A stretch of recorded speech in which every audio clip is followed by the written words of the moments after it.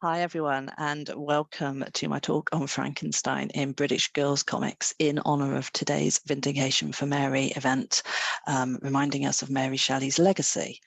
I wanted to participate in this to do my bit to reclaim some of Mary's legacy as a woman whose work was not necessarily recognised in her own lifetime.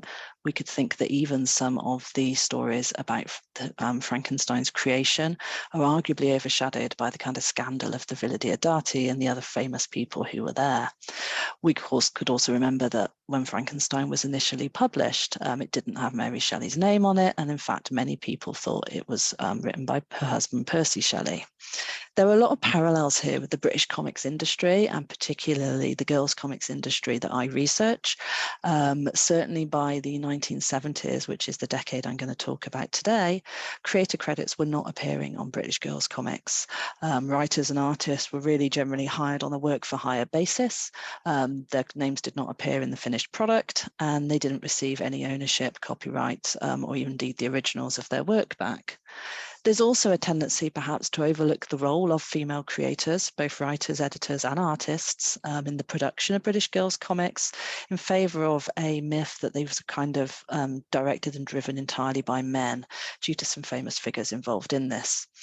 Of course, there's a lot of other misperceptions about British girls' comics as well, namely the idea that they are all about ballet and boarding schools and horses and wonderful, safe things like that. In fact, again, there's a lot of spooky and gothic stories in British girls' comics from the very beginning. The beginning for British girls comics is 1950, when Amalgamated Press reissued their text story paper School Friend as a picture story comic, and it was wildly popular.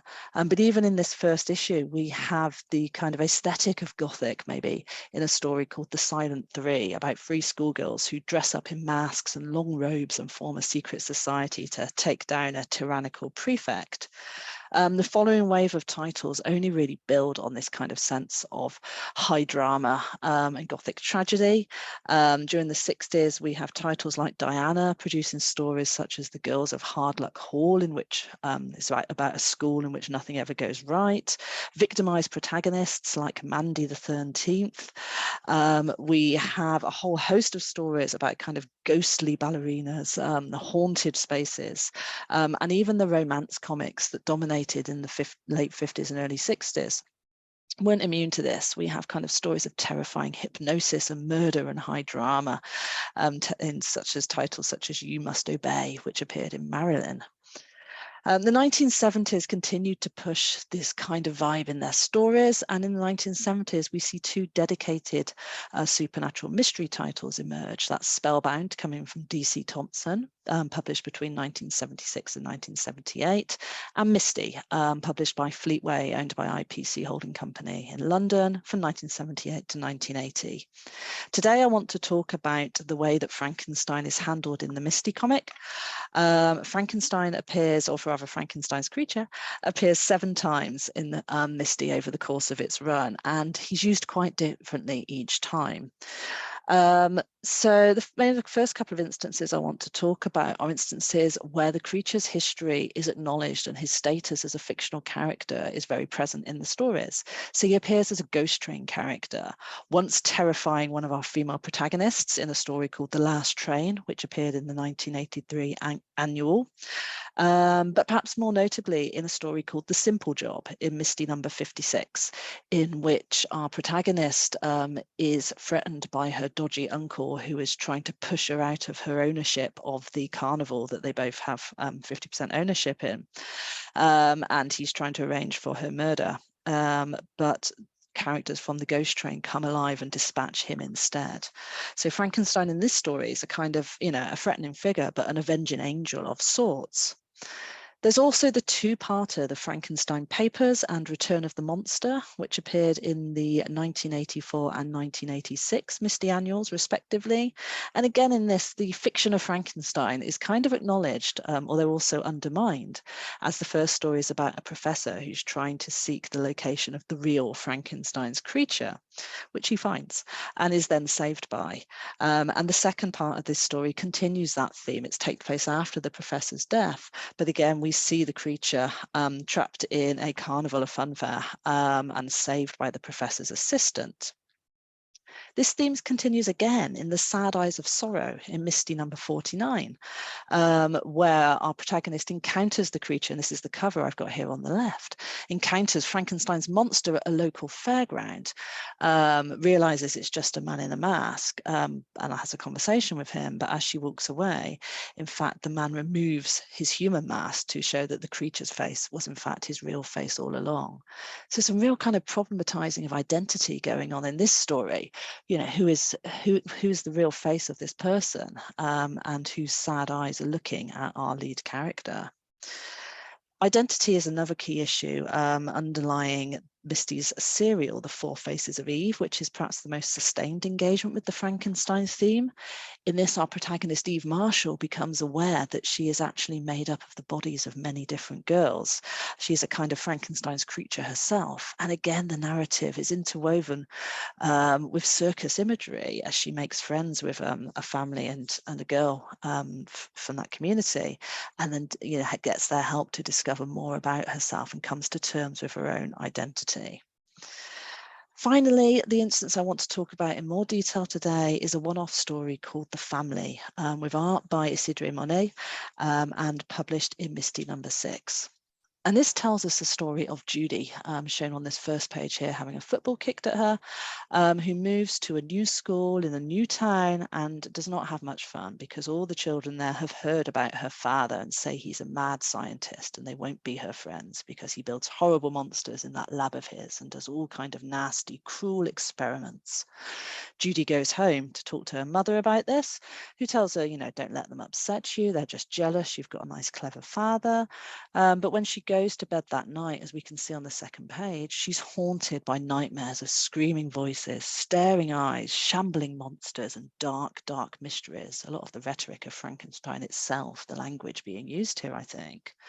She decides to go and investigate. In this bottom tier on the right-hand page here, you can see she's going up to her father's dark laboratory, and actually the page is angled to show her kind of going up the stairs to the attic, where she encounters her father, who she explains the problem to him, and he says, "There's no mystery here, my dear. I'm just trying to find a cure for blood disease," and sends her off back to bed. She feels much happier, but the next day at school, as we can see on this third page, she's still getting bullying. She still goes home and cries. Her teacher watches out the window, saying she wishes there was something she could do to help Judy settle in a bit more, just as Judy kind of decides that she's going to go upstairs and have another look in her father's lab to see what's going on. On the final page of the story, Judy's teacher decides to telephone the town that Judy came from to try and find out more about her so she can help her settle down into the school. Just as Judy goes upstairs to investigate her father's laboratory in the attic, Judy thinks she hears her father coming, and she frantically runs downstairs so he won't discover she's been snooping around, just as we intercut back to the teacher on the telephone saying, "That's odd. According to all reports, this family don't have a daughter. In fact, there is no child at all." And then the final panel of this page shows us Judy, who's fallen down the stairs, fatally kind of breaking and injuring herself, with the caption, "No child at all." And the picture, of course, revealing that she was, in fact, a robot or creation herself. She was her father's creature. I think this is a kind of interesting story with a hard-hitting ending for a number of reasons, and it ties in quite significantly with themes that run through Frankenstein as well as British girls comics. Firstly, we have Judy as an isolated character. The kids at the new school don't want to be her friend. When she turns to her parents, they kind of fob her off. She doesn't really have anyone to speak to or to turn to, and this is very common in the pages of British girls comics, who often told this sort of cry with me story of tragedies being kind of heaped upon a protagonist who didn't have anyone to talk to or any friends to engage with. The second is a big dose of patriarchal mistrust and fear. Just as we might mistrust Victor Frankenstein and his naked ambition in Mary Shelley's novel, Judy is extremely mistrustful of her father in this, and he is, of course, doubly patriarchal in the story. Not only is he her father, not only is he a doctor and scientist, so institutionally authoritative, he towers over her in many of the pictures, as we can see on the top left here. And of course, he is lying to her. She's right to be mistrustful of him. So this atmosphere of distrust and fear again pervades many of the British comic stories and is sustained here. Finally, the way in which this story, like many of the other Frankenstein iterations I listed quickly at the start, really problematizes the idea of young teenage girls' identities. Judy is basically erased from this story at the end. Her face is turned away in that final panel, and as the caption reads, no child at all. She's not felt to be human or valid in any way. I'd even take this a stage further and look at that very final piece of narration at the bottom, which seems to engage in a significant amount of victim blaming. As it says, poor Judy, perhaps she shouldn't have hunted quite so hard for her father's monster. We end on a question mark. But it seems to me that in many respects, the ending of this story is quite negative, not just ambivalent. And again, this is quite characteristic of much of the Misty stories, which certainly did not seek to reassure young readers, but instead did raise questions about the falsities that might be surrounding them and their own struggles to engage with their identities. If you want to know more about Misty and British Girls comics, please do have a look at my website, or do try and track down some of the reissued material that's coming from Rebellion Publishing at the moment. Thank you very much for listening to my talk in support of Mary Shelley, and have a wonderful rest of day.